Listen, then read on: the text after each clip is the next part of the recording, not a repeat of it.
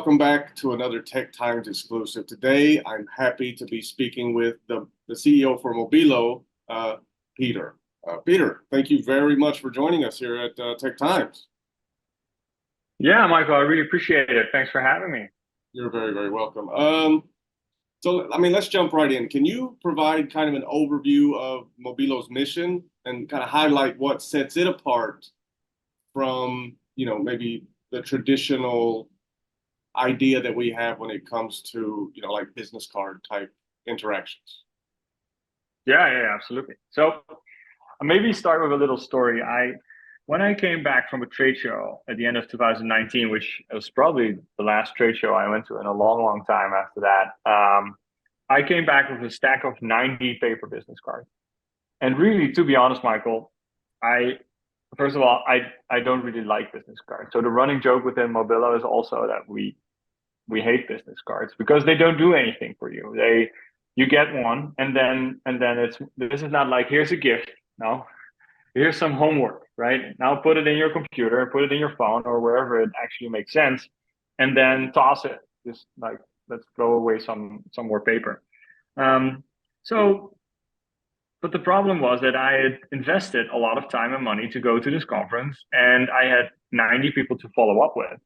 But I come back to my hotel room. It's 11 p.m. The only thing that I want is a beer, and there's this huge stack of papers sitting there on the desk, staring at me like, okay, what are we going to do about this? Which is the result of all of the hard work. So I thought there has to be a better way. Started trying these scanners, right? You scan a card and they go into your phone, but then it's going to say Michael with a one instead of an I, or the L will be a capital I, and so names are not correct, email addresses are not correct, so you end up typing it up manually anyway. And I realized that if the scanners don't work, if the badge scanners don't work, if the none of it has been solved in the past 20, 30 years, then it must be a really tough nut to crack. So I thought, okay, maybe there's something in the convenience of just me. Maybe there's nothing simpler than me handing you a paper card and that's it. And building another app was really not the idea that I think would have solved this. Otherwise, people would have done it. So I started looking, and I found like hundreds of apps of digital business cards, and none of them were seamless enough. They weren't simple. They would require other people to install apps and whatnot. So I thought, okay, that can't be the solution. So instead, what we did is I come from retail, and I come from 3D printing, and so there's some printing in there. But in the end, I thought, okay, maybe what if we simply make a card that is a physical card, but with a chip inside, and the only thing you have to do, as for people that are on YouTube, they can see is I have my phone here, and here's one of the cards. The only thing I have to do is hold the card against the phone. This notification pops up really quickly, and I tap it, and all of my contact details magically appear on screen, ready to be saved. So including address, all the links that you may want to share. And so that was the start of something simple, something that you don't need an app for, something that can still carry some branding and some momentum, something that makes you stand out. And so that was the beginning. Now there's much more to the product than just this, but that was the start.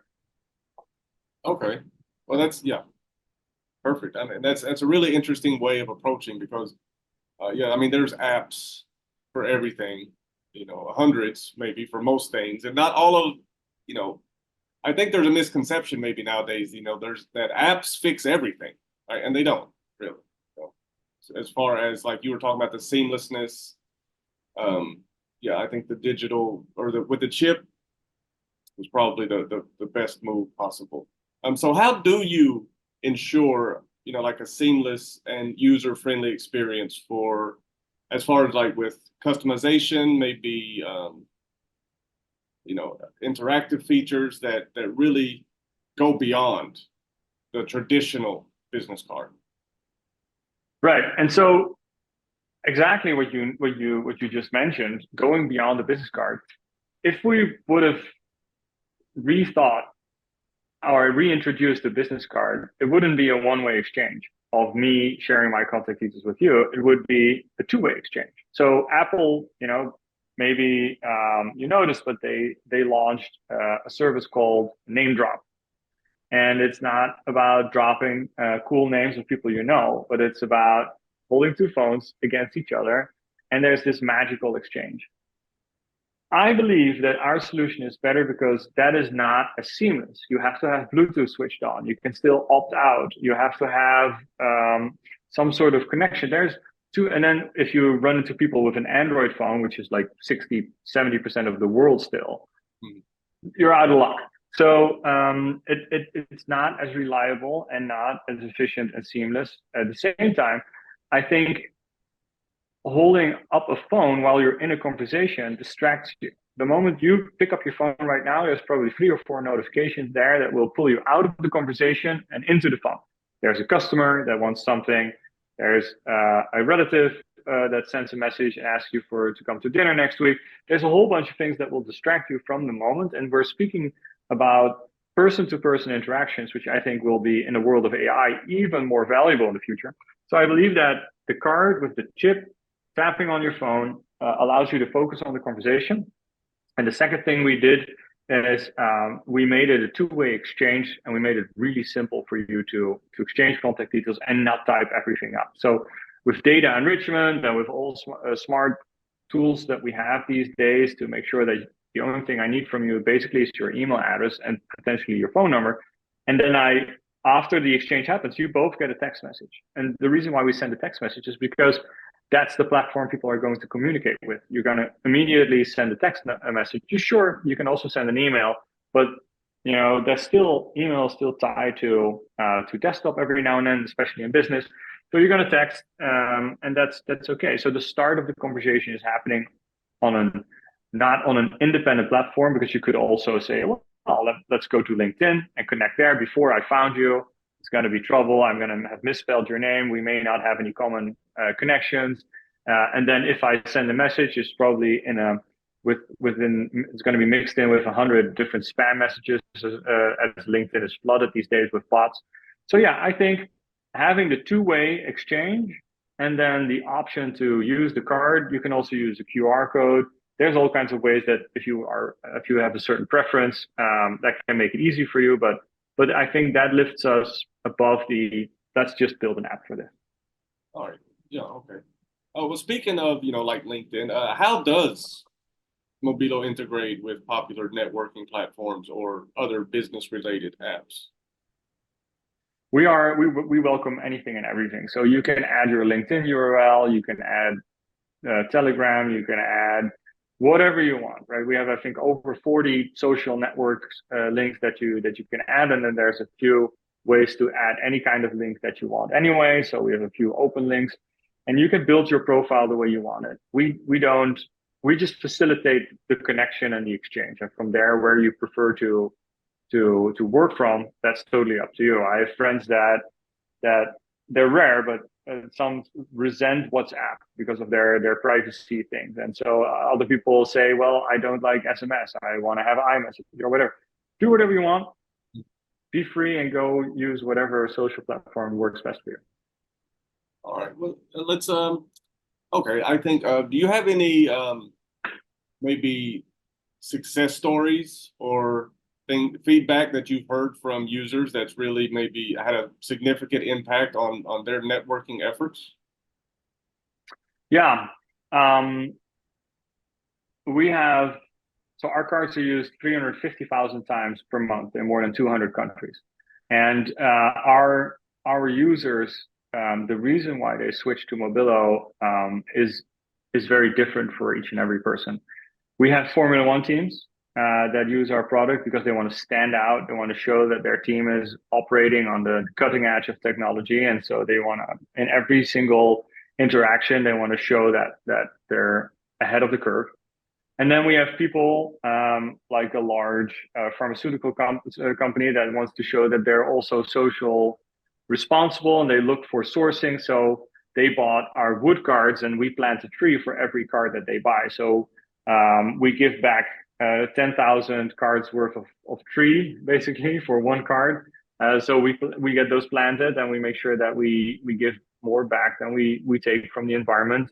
And so that is very helpful. And then there's a whole group of people that use Mobilo as their personal CRM, uh, customer relationship management tool. So you can also, the moment you use the exchange mode, you have a list of contacts that you've created that has a certain status. And they're new when they come in, you can update them to say, hey, I need to follow up with this person, or I'm waiting for information on this person.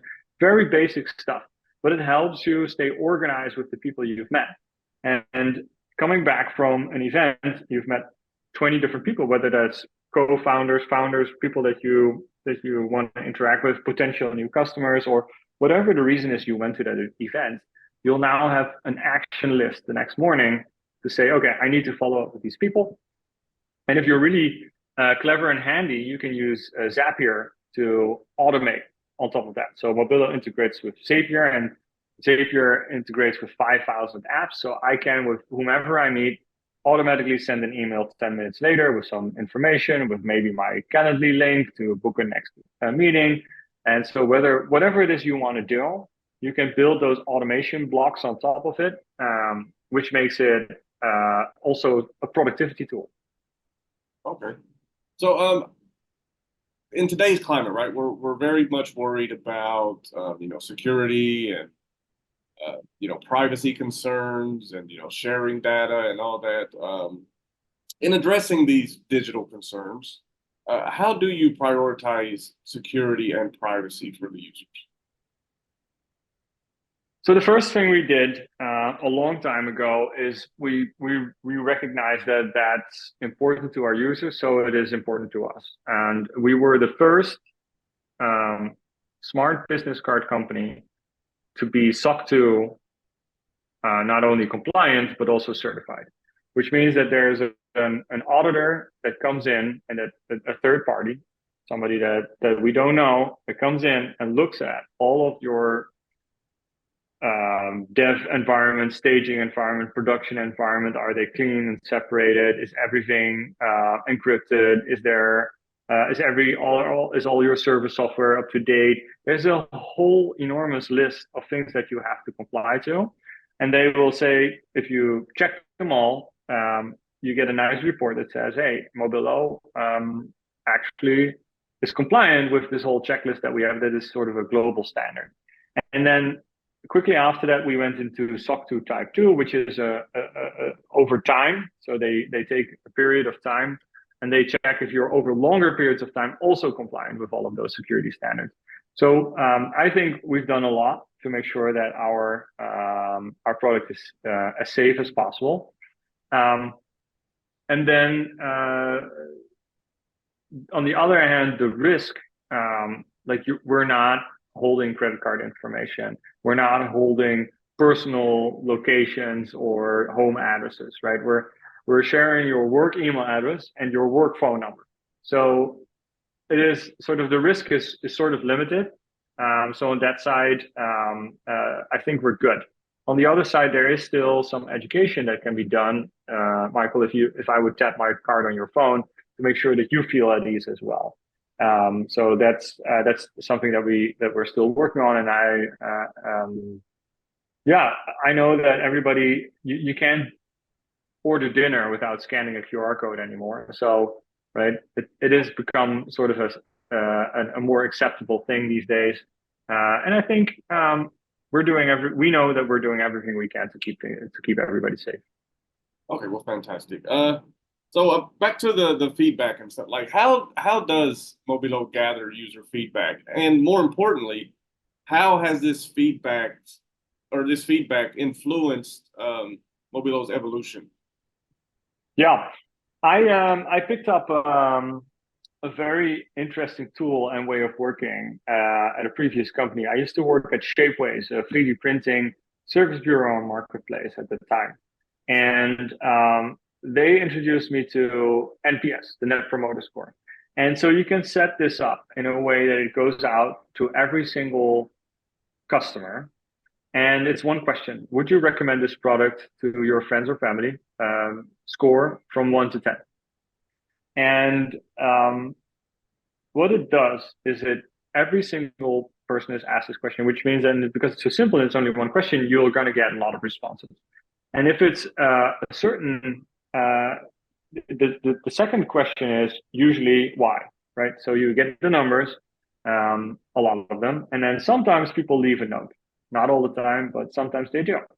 And if you make that, you can turn that into a summary, and you can send that out on a weekly basis to your to your management team. So every single head of the department, whether it is marketing, sales, customer support, onboarding, success, product and development, and operations, they all get to see on a weekly basis customer feedback, and that's really it's really confronting, right? To see, hey, this card wasn't shipped on time, which doesn't happen a lot, but it happens every now and then. Or maybe it's the UPS or USPS or FedEx or DHL that messed up and left it with the neighbors, right?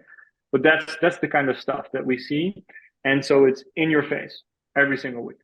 So you can't deny it, and you have to take action, and that's how we do it. Fantastic. All right. Well, lastly, what trends do you foresee maybe in this industry or in this market, and how are you prepared to respond and maybe innovate accordingly? Yeah. Well, I am very excited about what's to come. Since last year around this time, we were first introduced, at least the general public was first introduced to ChatGPT. I believe that with the ability of computers to understand humans, right? Because that I think I see as the biggest innovation here is that all of a sudden, the computer will now start to understand my intent, not just what I'm saying, but what do I mean? And in some cases, I think ChatGPT or any of the competitors, Meta or I don't know, the Bard or whatever version you're going to look for, they will start to learn what is it that you're saying this, but what is it that you're really intending to look for? And that is going to reduce the bandwidth between computers and humans. We're going to be quicker and simpler to communicate between devices. And so machines are going to understand humans a lot better. And I believe that turns them into much better aids in what we want to accomplish, because we have this creativity. We want to go out, meet new people. We are humans. We want to socialize. We want to be ambitious, but sometimes we want to be lazy and relax. And I think having this AI coming up is going to make our lives a little bit simpler. And I'm very much looking forward to a simpler life with technology and not a more complicated life. And so I hope Mobilo can contribute to that and can still improve to contribute in making your life simpler and do the things you love instead of you have to, doing the things you have to because of other because of society. Well, yeah, I agree 100%. AI is interesting, scary, exciting, like all of the above. It's definitely it's a great time to be alive. And thank you, Pieter, for taking time out of your, I'm sure, very busy schedule to hang out with us for a few minutes and help us better understand the trajectory of sharing business information. My pleasure. Thanks for having me. Absolutely. And to the viewers, if you're curious, check them out at Pieter. Please correct me if I'm wrong, but it's just mobilo.com or yeah, mobilo.com or mobilocard.com. It both leads to the same end result. So yeah, check them out.